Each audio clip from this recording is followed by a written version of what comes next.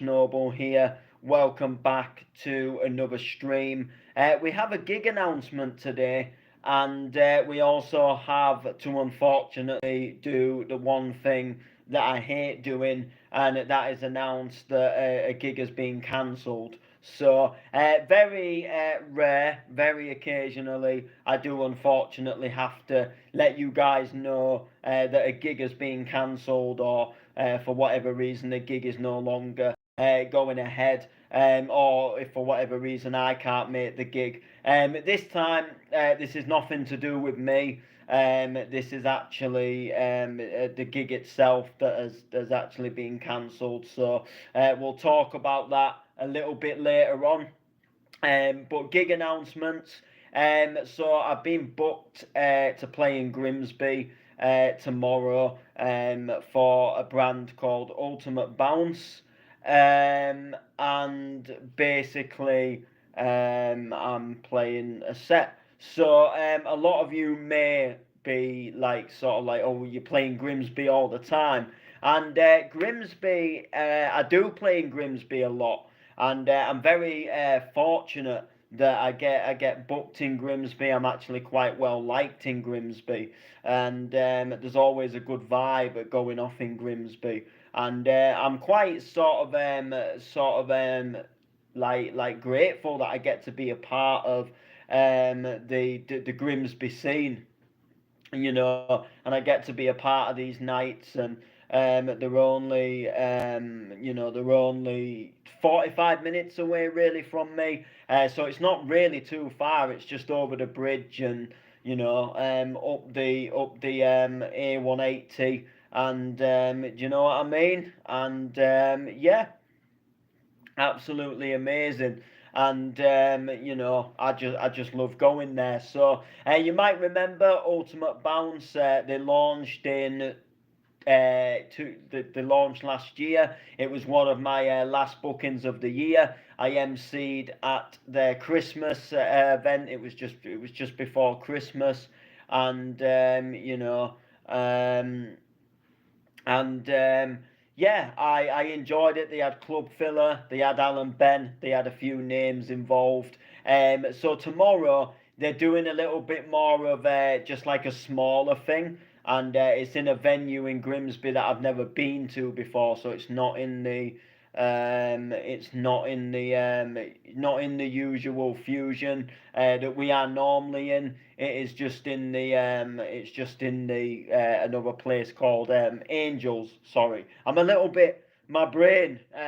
Yeah, so it's in Angels, and it's going to be a shed load of fun. So I'll be playing a bounce set, of course, and I'm quite looking forward to seeing exactly what goes down. And I've heard that it's a good venue and it gets a good crowd like after 9 o'clock. So I think we should have a little bit of fun during the set. I've got some new tracks that I want to test out, like not just ones that I've made, but I mean like some stuff that I bought, like from like Bound 7 and stuff, and bought some good ones, some new Axel gear and stuff, and just bought some really nice vibing tunes that will hopefully go down quite well in the set. So that'll be a shed load of fun. So I'm on the decks at 11 o'clock. I thought 11 will be quite cool, and then be obviously coming off the decks at 12, and just going from there, and chill out for a little bit, and then be heading back home. We've got the kids rave on Sunday, so want to sort of keep refreshed for that. And I haven't even really planned the set really for that yet, because I've just had like such a busy week. I've got an idea and a vibe of like some of the tunes that I want to play. Layman's hosting me on that one, so we've had a little bit of a discussion. We've even looked at a couple of tracks tonight, just having a browse.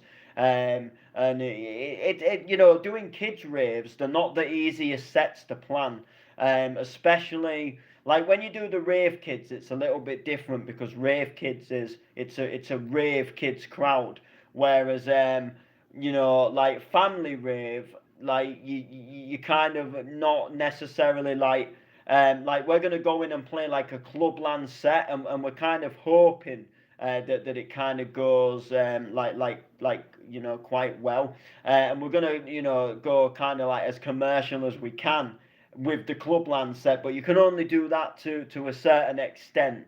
Like Clubland, you can go commercial with Clubland, but like you can only go commercial so far, and it's not like as commercial as like necessarily what you hear on the radio. So Clubland is Set You Free, Pretty Green Eyes, Special D, Come With Me, Nicky Medell, Dancing in the Dark. That is the heart of what Clubland is. So you can't really, like, if you aren't playing them, at least some of them kind of tunes, then you can't really call it a Clubland set. So we're hopefully going to vibe it and see, if the kids obviously are into that kind of thing. We'll see how the rave goes. I'm not sure what the other DJs are going to play. And, I'm not sure what the vibe is there. I don't know if they really are like an actual rave crowd as such, or if it's more of like a party crowd. Like I say, when you go to Rave Kids, the Rave Kids experience is like a rave. It is like Clubland and Bounce, and they put hardcore tracks in there, and they put techno tracks in there, and the kids love it. Whereas like this family rave, I've just got this vibe that it might be a little bit different to what people to what we're thinking, and they might not necessarily like the tunes being sort of as heavy as we're maybe gonna go. They might want some more like just sort of like maybe like housey remixes or something, but we'll see. We did say we're going to play a Clubland set. We've been booked to play that, so we'll see what happens. I'm looking forward to it, and we'll just see exactly kind of what happens, and what goes down in Chinatown essentially. And if we do good, then that'll be a bonus. If we don't do good, then we know sort of like we've got to change something up, or it's just not the type of crowd for that type of set. But I found some like Clublandy remixes of some like other stuff that we're gonna drop in, some stuff that people so that people will know, and some like very charty stuff. But we're keeping in some of the Clublandy sort of vibes as well. So we'll see what happens. We'll see. We'll kind of see what goes on, and we'll kind of vibe it from there. And we'll just kind of see what happens, and go from there essentially. And yeah, that will be what it will be. So I'm like I say, I'm looking forward to it. That's obviously the family rave, but tomorrow is just a full on bounce set. So I'm gonna play full on bounce tunes. So I'm looking forward to getting behind the decks and just having a bit of fun. And we're playing on a XDJ XZ, so that is going to be really nice. I do like the XZs; they're really nice, and I like mixing on them as well. They're really good. They are absolutely massive. I actually fancied one at one point. They're a bit too expensive for my budget. Um, but I do like them, but they're absolutely massive. So I'm thinking like, would I actually want one, and then like having to kind of like cart one and carry one around? They're not. I mean, my RX one is is like heavy in itself. So if I had an even bigger unit with an extra two channels, that there's a lot more weight there. So I like the little unit that I've got. It does what I need it to do. I would like to upgrade to the RX3. That is something that I would like to do. I think the RX3 looks a lot better. Get some organ bass line kicking. So I think some of the tracks I'm gonna play on my set on Sunday, they might have a few little organ sounds in there. Organ bass line, I don't mind it. It's not really it's not like I don't love it. I'm a donkhead. I like donk. I like hardcore. I like reverse bass. I like the heavy stuff. I like house music. I like the classic house. I like the old school niche bass line. Some of the newer organ stuff, I'm not really that keen on it. So, um, you know, am I from Pools, G? I don't even know what you mean. I don't talk. I don't talk like G. I'm not a roadman. If that's even the correct term. Like I'm I'm anything but a guy who says G or mandem or shun or whatever shun means. Like I'm just like hello, you know. I'm just like hello. No offences to people that are roadmen. Just not the life I want to pursue. And I'm not from Hartlepool. No, no. I mean, it doesn't even sound like I'm from Hartlepool. So, um, hey, I'm not a fucking Geordie, like you know. But no, I'm Yorkshire. I'm Yorkshire born and bred, and I have been all my life. I live in Hull. I live in Hull. So yeah, not in the northeast. Although I went up there a couple of weeks ago to do a gig, so that was fun. That was fun. I enjoyed it.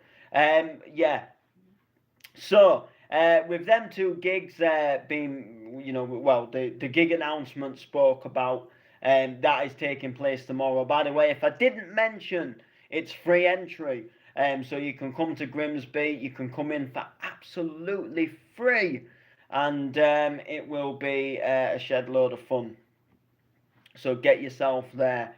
Yeah, I mean, what else are you gonna do? If you are gonna come to a night of banging music. So, um, my mate said you were from. Well, I don't know where your mate got that from because I've never lived in Hartlepool. I've never even been there, let alone lived there.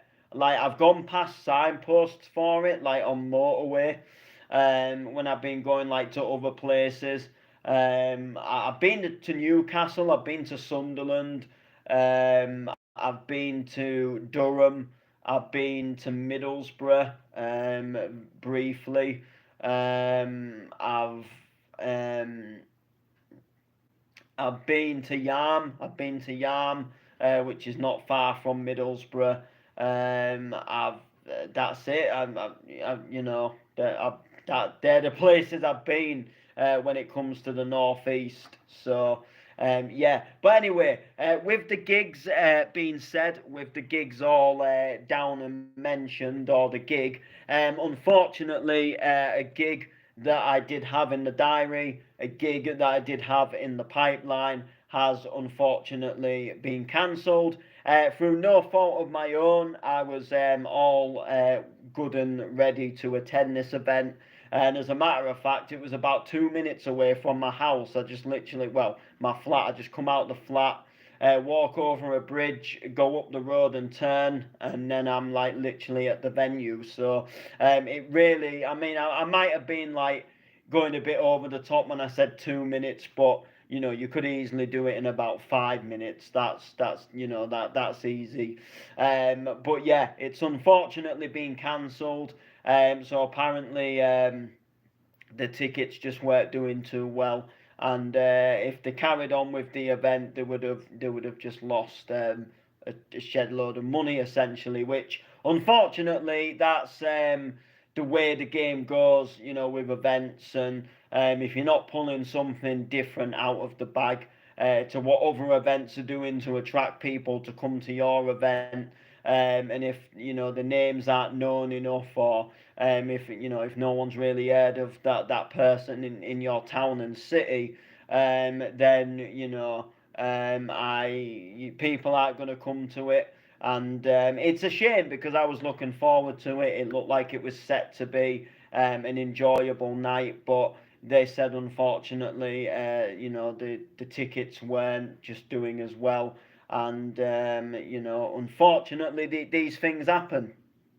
These things happen, unfortunately, and yeah. So the gig is no longer going ahead. It was on the 22nd of June. So I'm a little bit gutted about that because I was looking forward to it. I had a nice set planned for it as well, a nice hard dance set that I was like really looking forward to playing. I was like proper buzzed for it.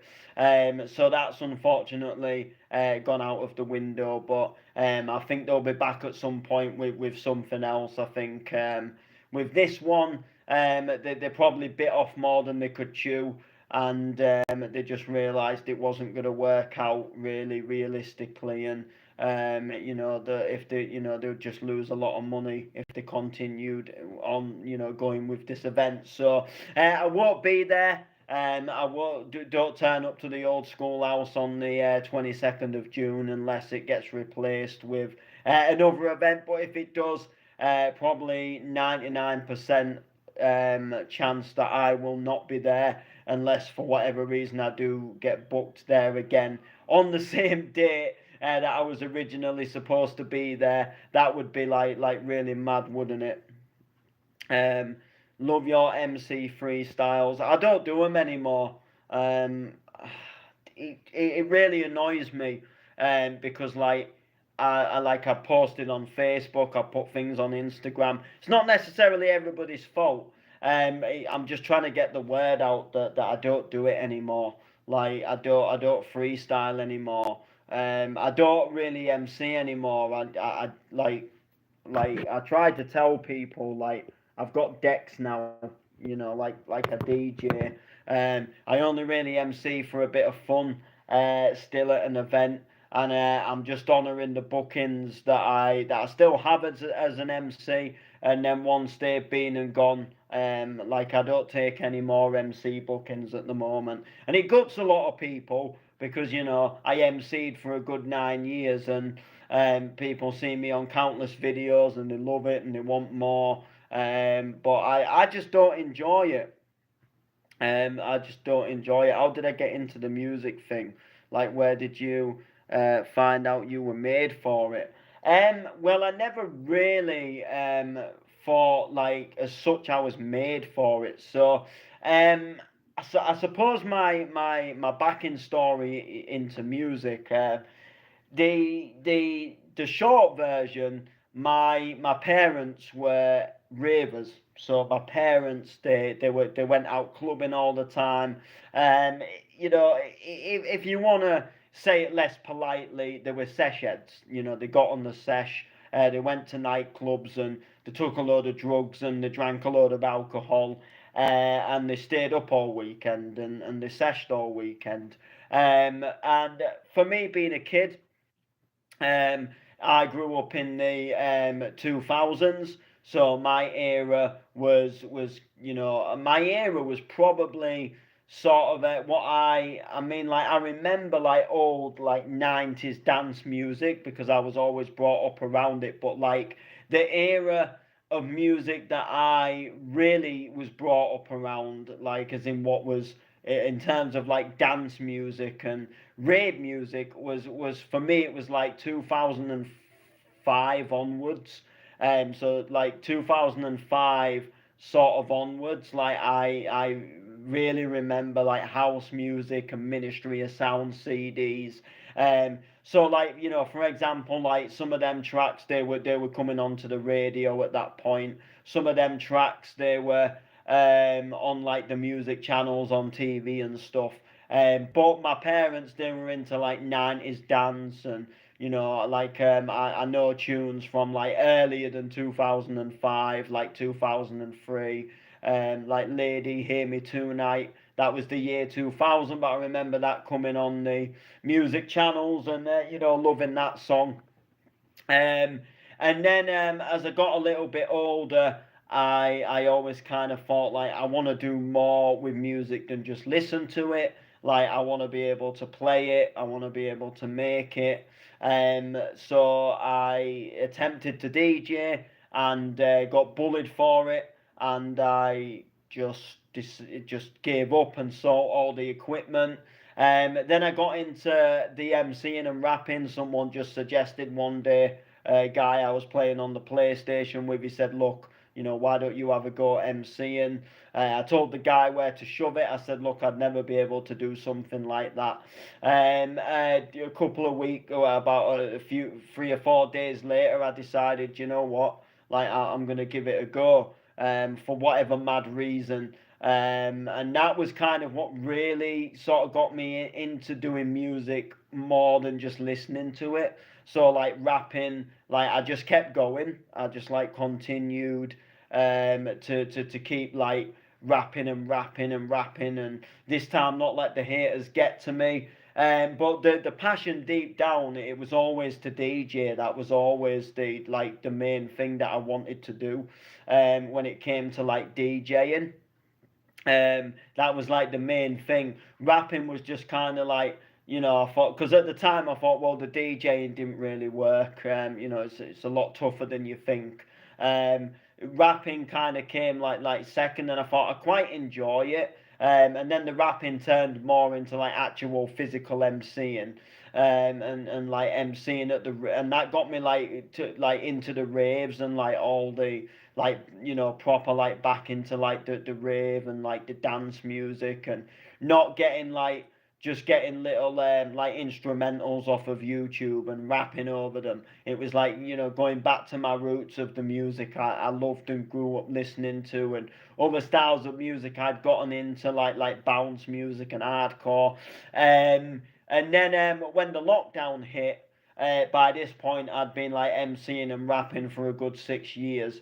And I just thought I need to have a little bit of a break. I'd kind of sort of got back into DJing like ever so slightly, and I'd got like some equipment for Christmas.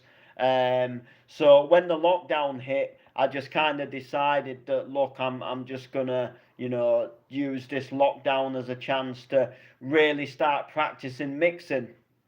So I did, and then one thing led to another, and now I'm like DJing most weekends, not every weekend. There's sometimes where I don't DJ or like gig for a good few weeks, and then there's like periods where I've got like 3 bookings in a row, which is a very exciting. My dad was a DJ at local pubs and bars between 95 and 2004. He's still got loads of CDs. Some of them are bangers. There's some good CDs there from that era. Dance music especially was, that was like for, I think, sort of like the late 80s, sort of all the way through to 2010. That was like a really good era for like dance music. Like house and dance music, I think had a really big peak then, because late 80s, the house music was kind of like just becoming a thing.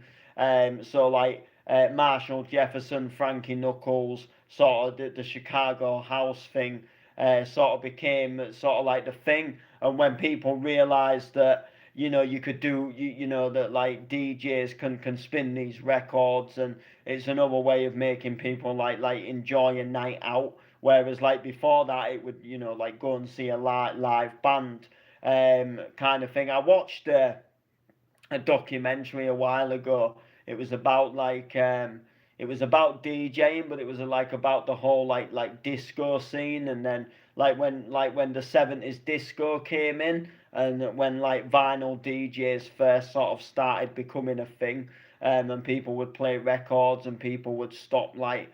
And a few people at first, apparently they didn't like the fact that it wasn't like like a physical band playing instruments, and that that it was just someone stood there playing records. Like people didn't find it as entertaining at first, and then it kind of took off, and it's big now. It's obviously like a really big thing. But yeah, like late 80s through to I'd say around 2010 was a really good era for like house music and EDM, and then EDM had like quite a good peak sort of from 2010 onwards, like I'd say all the way sort of up to sort of around 2015. Martin Garrix had some absolute bangers. Spinning records, they were pushing out some absolute tunes, and then I kind of feel that sort of after that, all of this kind of like mumbled rap really took off, and grime was becoming a big thing. And I noticed with it, I started MCing in 2015, and sort of by late 2016, people like Pat Flynn and Lynchy, that all the freestyle videos that they weren't getting posted anymore, which was that was for me it was a little bit of a letdown. And then all everybody, it was all like sort of like BG Media, and all grime was taking off, and everything, and like mumbled rap and stuff was just doing its thing. And then sort of now all this kind of like banging sort of festival techno music has come through. Bounce has made a really big comeback. Bounce, I'd say, is stronger than ever. Even though people hate it and slate it, and it's just people making shit bootlegs. It's doing a big thing, and it's got its own community as well. Like people slate like all these bounce producers, they're just ripping other tracks, and essentially, yeah, they are, they're making, we're essentially making illegal bootlegs of like tracks. But the thing about it is we've all got our own little kind of like scene for that. So like we've got a following of people that go to these stores like Bounce Heaven and Excite, and they buy the latest bounce tracks, and they do go out and play bounce sets, and it's a big thing. And it's normally people that like like hard style people, and like raw style and reverse bass DJs that, or like the donkey's too cheesy, and like but that's their opinion. That's their opinion. I don't tend to slate what other types of music people like. If it's not my sort of thing, it's not my thing. I don't hate on people for liking it. If there's a genre of music that I don't like, I don't go out of my way to publicly make sure that people know that I don't like it. At the end of the day, it's no big deal. It's just something I don't like. Like raw style. Like, let's be honest. Like, I can't really stand raw style. I don't. It's just noise. It's just a fast noise. But I don't go like on Facebook saying like, oh, I can't stand it, or can't stand it, or I hate it. Whereas, you do see people online and they'll go like, oh, I hate that shit donk music, and I just think like, why? Fair enough, you don't like it, but why do you have to like physically hate on the scene and let people know that you don't like it? Like just don't listen to it. Play your own stuff. But if you've got like a friend, or you've got friends who do play it or do like it, just be happy for them that that's something that they like. And you know um but yeah, but yeah, bounce, I'd say it's stronger than ever at the moment, and Whitby's doing well, and there's like bounce and donk tracks sort of coming into the commercial radio, which again people don't always like that, because they think, oh, why you commercializing you commercializing a rave scene. But the underground is not like it used to be anymore, and things can't be sort of a secret and underground anymore. And commercializing something is not always a bad thing. Like people always said that like Darren Styles commercialized hardcore, and true hardcore fans that were there from the early days hated on it, and they hated on the fact that Gamma started dropping dubstep in his hardcore sets, and oh, I can't stand all this dubcore shite. And again, I was actually quite a big, I was actually quite a big fan of dubcore, and I like sort of when tracks go a little bit twisted, and they surprise you. But yeah, but no, we've like well and truly sidetracked, but literally and physically and mentally, I've just loved music all my life. One thing I will tell you before we do kind of end is I do an actual physical job in music, and when I say a job, I don't mean like, oh, I do gigs and I get paid to gig. Like I do gigs and I do get paid to gig.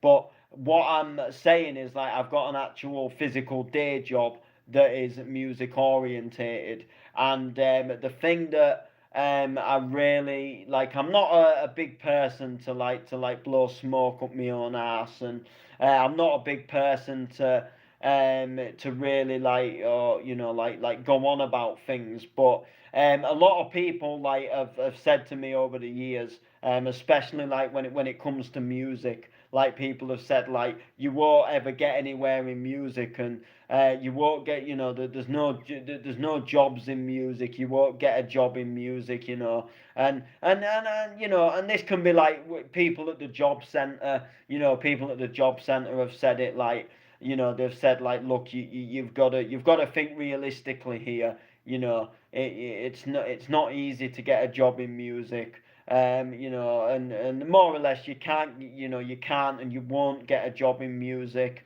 which was absolutely amazing.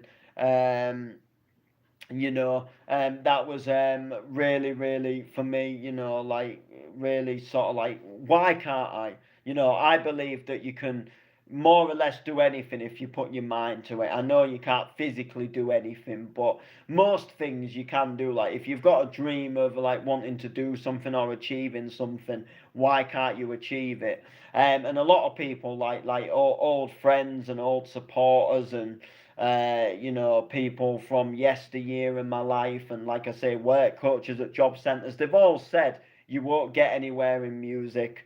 So you might as well, just give up and get a normal 9 to 5. And I managed to get a job in music. And it was kind of like I say, I don't like to just do like a big fuck you to people, but it was like a big fuck you. People grinded me down. People bullied me out of DJing, and look at me now. I go out and I actually play sets in nightclubs, and then during the week I go to work and I get to be around music, and I get to do really fun creative things like making posters and running music sessions and teaching music lessons, and doing loads of really, really cool things, and working inside a music studio, and just doing some amazing stuff. And I just sit there and like I wake up in the morning and can't believe that I'm getting up to go and do this, like what's kind of like a dream job. But you can achieve. So anyway, that is going to do it for the stream. Like, comment, share, and we'll see you soon.